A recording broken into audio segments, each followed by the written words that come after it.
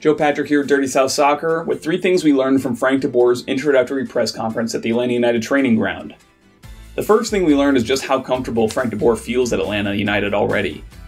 He talked a lot about the structure of the club and how important that is for he and any other coach, really, to be able to do their jobs effectively. And he said that those other things, those things that happen off the field that he was having to deal with, really damaged his ability to do the job that he wanted to do at Inter Milan and at Crystal Palace, which are his last 2 managerial stops that were utter failures.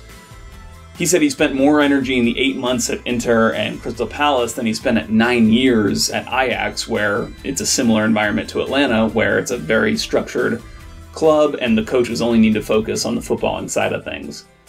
The second thing we learned is how far back Frank de Boer and Darren Eales actually go. They go all the way back to 2012 when Darren Eales was working for Tottenham Hotspur, getting some transfer deals done. He went to de Boer's club, Ajax, to get Jan Vertonghen in 2012 and then Christian Eriksen in 2013.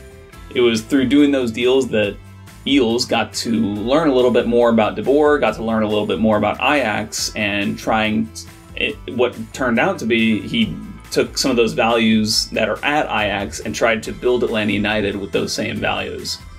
The third thing we learned is that Frank de Boer is not going to hesitate to play young kids.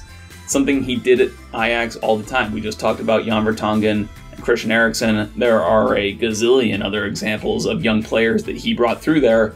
And he actually didn't even start at Ajax as the actual manager. He was the coach of the academy team. So he's actually been through that grind. You know, it's not the most glamorous thing to do, but he did that for a few years before becoming the actual manager of the first team. And he knows what these kids are, how they can perform, how to put them in the best situations, and when they are ready to make an appearance for the first team. So if you're Andrew Carleton, if you're George Bello, if you're Lagos Kunga, you got to be loving that, because you will probably get some opportunities that you may not have gotten under a more old school coach like Tata Martino, who's going to trust veteran players. That's all from us today. Stay tuned. We'll be doing more videos for you soon. Please click below and subscribe and hit bells and stuff. All the bells and whistles that make you tune into Dirty South Soccer more. Until next time, we'll talk to you guys later.